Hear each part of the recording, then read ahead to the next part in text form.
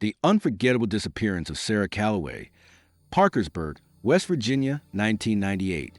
On a late summer evening in August of 1998, 22-year-old Sarah Calloway stepped out of her modest apartment in Parkersburg, West Virginia, and vanished without a trace. No calls were made, no goodbyes were whispered, no sign of struggle, just silence where her presence once was. Before we dive in, if you enjoy chilling true stories and unsettling mysteries, hit that like button, subscribe, and turn on the notification bell so you know when new videos are available. Sarah Calloway was the kind of person who could fill a room with quiet warmth, an unassuming woman whose smile rarely betrayed the undercurrent of thoughtful solitude that defined her. She worked as a library assistant at the local community college, a steady job that suited her love of books and research. Her days were measured, her routines familiar. Mornings spent at the corner diner, evenings with her roommate, watching old movies or reading. Friends describe her as dependable but reserved, someone who preferred a small circle over wide social gatherings. In the weeks leading up to her disappearance, Sarah had grown distant, her usual calm replaced by moments of distraction and unease. She confided to a close friend that she'd noticed someone watching her near the campus, though she never mentioned specifics or reported it to the authorities. It was a quiet worry she tucked away, more out of caution and fear. The last confirmed sighting of Sarah was just before dusk on August 22nd. She left the college library shortly after her shift ended, heading toward a nearby wooded trail that skirted the small town's edge, a familiar path she often took on walks to clear her mind. The trail was a narrow ribbon through dense oaks and maples, their leaves whispering in the summer breeze. The forest floor was carpeted with dry leaves and pine needles, the fading sunlight casting long shadows between the trees. That evening, the air was heavy, a sticky warmth lingering after a day of rain. The trail was deserted except for Sarah. Witnesses in town later reported seeing her walking along Main Street a little before sunset, her posture slightly tense but otherwise composed. Beyond that, her trail grows cold. Her absence was not immediately noticed. Sarah's roommate assumed she had gone to visit family, or perhaps taken a short trip. But as hours turned to days, concern mounted. When Sarah failed to show up for work and did not answer her phone, the community began to worry. A missing person report was filed under case number WB98-0456 by the Parkersburg Police Department on August 26, for days after her last sighting. The investigation that followed was painstaking. Officers combed the wooded trail, searching for any sign, footprints, discarded belongings, evidence of struggle, but found nothing. The area was scoured repeatedly, dogs brought in track scents, and drones employed for area reconnaissance, yet no clues emerged. Surveillance cameras in nearby businesses provided no leads.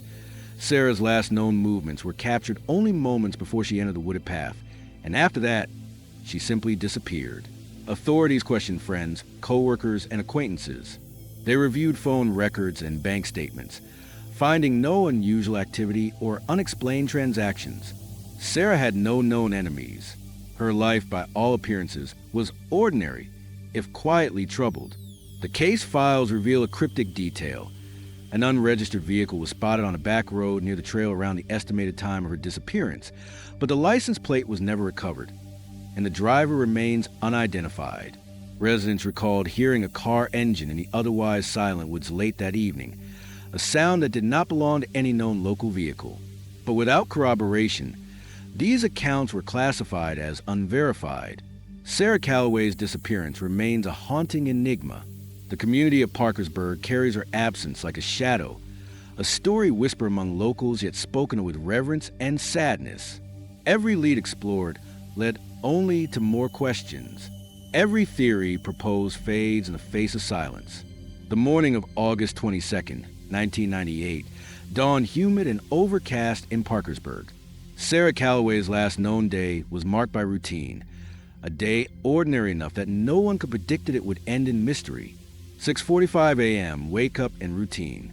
Sarah's roommate, Lisa Harper, recalls waking that morning around 6:30 a.m. to find Sarah already up, preparing for work. Sarah was quiet, but otherwise normal. Lisa noted Sarah seemed a little distracted, but nothing alarming. She said goodbye before leaving for her job at a nearby cafe. 7:30 a.m., departure to work. Sarah left their shared apartment on Maple Street at approximately 7:30 a.m., carrying a worn canvas bag and a paperback novel. She took her usual route, a short walk through residential streets leading to the community college campus, a 15-minute journey. Surveillance footage from a convenience store on Market Street captured Sarah purchasing a bottle of water and a candy bar at 7:45 a.m. She appeared composed, dressed casually in jeans and a light jacket, despite the warming weather. 8 a.m. to 4 p.m., shift at the library. Sarah's workday at the community college library was uneventful, according to her supervisor, Janet Myers. She was punctual and diligent. Janet recalled during police interviews. She helped students with research, shelved books, and handled inventory. Nothing out of the ordinary. Colleagues noted Sarah left her workstation briefly at noon to get lunch from the nearby deli, but did not mention anything unusual. However, one coworker, Mark Simmons, remembered seeing Sarah glancing nervously toward the campus entrance a few times in the afternoon. When asked, Sarah dismissed it, saying she was just tired. 4:10 p.m., last confirmed sighting. At 4:10 p.m., Sarah was observed leaving the library building alone. This was confirmed by security cameras positioned at the main exit. Witnesses near the parking lot noted she did not speak to anyone on her way out, nor did she seem to be expecting company. Nearby, a groundskeeper, Mr. Earl Jenkins, reported seeing Sarah walking toward the wooded trail bordering the east side of the campus around 4:20 p.m. The trail was known to locals as a quiet, secluded walking path favored by students and residents alike for reflection and exercise. 4:20 p.m. to 6:30 p.m., the trail. The wooded trail stretched about 2 miles, winding through thick oak and pine trees. It was well maintained but deserted mainly in the evenings, especially on weekdays. No one else reported seeing Sarah on the trail that day. The trail was later thoroughly checked by search teams, but no footprints or personal items were found. The only notable evidence was a small silver locket near a creek bed about halfway down the trail. It was examined for fingerprints and DNA, but yielded no usable results. The locket did not belong to Sarah Calloway, nor was it linked to any known individuals in the area. 6:45 p.m., roommate returns home. Lisa Harper returned home after her shift at 6:45 p.m. and noticed Sarah was not there. She assumed Sarah was out running errands or visiting a friend. Lisa called Sarah's cell phone multiple times that evening, but each call went unanswered. She left messages on the answering machine, growing increasingly anxious when there was no response by midnight. 7:30 p.m., police report filed. On August 23rd, Lisa Harper contacted the Parkersburg Police Department to report Sarah missing after she failed to return home overnight. The report was assigned case number WB98-0456. Detective Robert Hayes was assigned to the investigation. His first task was to reconstruct Sarah's last known movements, interviewing witnesses, and reviewing security footage. The initial response was methodical but cautious. Police investigation, early stages. Detective Hayes and his team canvassed the area around the community college and the wooded trail. They found no signs of forced entry anywhere near Sarah's apartment or workplace. Sarah's car, a blue 1992 Honda Civic, was found parked outside her apartment, unlocked with the keys inside. No personal belongings were missing, and her purse, wallet, and ID were all left behind in her apartment. Her phone records showed no calls or texts after 4:30 p.m., roughly the time she was last seen entering the trail. Suspicious sightings and red herrings. Several tips and witness reports soon complicated the case. Unidentified car. Around 4:30 p.m., a resident reported seeing a dark-colored sedan parked near the trailhead. The driver appeared to be a middle-aged man with a beard. This vehicle was never identified despite multiple searches and local inquiries. Police coded this lead as Priority Lead 01. Strange phone call. At 5:15 p.m., Sarah's cell phone briefly pinged a tower near the outskirts of town, inconsistent with her usual locations. However, phone company records later indicated this was a probable technical error, a known glitch in rural areas, causing a temporary redirection of the signal. This was classified as Lead 02, but eventually discount family reaction and media coverage. Sarah's parents, John and Margaret Calloway, were devastated. John, a quiet man who worked in local manufacturing, described the days after Sarah's disappearance as like a nightmare we couldn't wake up from. Margaret held vigils in their home, appealing to the public for help. Local media covered the story, featuring front-page articles in the Parkersburg Gazette and nightly news segments on WBVA. The coverage was respectful but persistent, focusing on the human side of the story. A young woman lost in the quiet shadows of their small town. Neighbors and friends formed search parties, distributing flyers and scouring the surrounding areas. The Parkersburg Volunteer Search and Rescue Team was mobilized, bringing dogs, ATVs, and volunteers to comb the wooded regions and nearby riverbanks. Community theories and rumors. As days turned into weeks, speculation grew. Some locals whispered about an old legend involving the wooded trail, a place said to harbor dark secrets, though the police dismissed this as folklore, distracting from the investigation. Another theory suggested Sarah might have left town voluntarily, possibly overwhelmed by personal struggles no one knew about. Yet family and friends rejected this, noting she had no history of running away or suicidal thoughts. An unsubstantiated rumor circulated that Sarah had been involved with someone dangerous, but no evidence ever surfaced to support this claim. Physical evidence, what was found and what was missing. Sarah's belongings remained at her apartment untouched. The silver locket found near the trail was a perplexing anomaly. Despite exhaustive forensic testing, it bore no fingerprints, DNA, or any identifiable marks. No signs of a struggle, blood, or other physical clues were discovered along the trail or near her workplace. Sarah's car was stationary and untouched, ruling out a forced abduction from her residence. Law enforcement's ongoing challenges. Detective Hayes noted in his case file, lack of physical evidence is the primary obstacle. Witness reports vary in reliability. The unidentified vehicle remains the most promising lead. We must remain open to all possibilities. Despite a coordinated effort among local law enforcement, the county sheriff's office and state police, no breakthroughs were made. Emotional toll.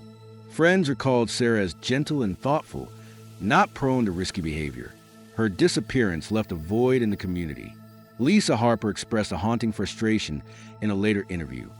It's like she just vanished into thin air. No goodbye, no clues, just gone. Unanswered questions. Who was the man in the dark sedan near the trailhead? Was Sarah lured or forced from the trail, or did she leave of her own accord? What was the significance of the silver locket? Could the phone signal glitch have hidden a crucial clue? The case file remains open, classified as a missing person, high-priority investigation. Sarah Calloway's disappearance continues to defy explanation, a silent riddle in the fabric of Parkersburg's history. Nearly 3 decades have passed since Sarah Calloway disappeared without a trace on a humid August evening in 1998. The case file, now thick with reports, interviews, and painstaking investigations, remains frustratingly inconclusive. Despite the efforts of law enforcement, community volunteers, and her grieving family, the mystery of Sarah's fate lingers like a shadow over Parkersburg. In this final part of our series, we explore the most compelling theories that have emerged, weighing each against the known facts and inconsistencies. What happened to Sarah Calloway? Was she the victim of foul play, or did she vanish of her own will? Could something more unexplainable have intervened? Theory 1, abduction and foul play.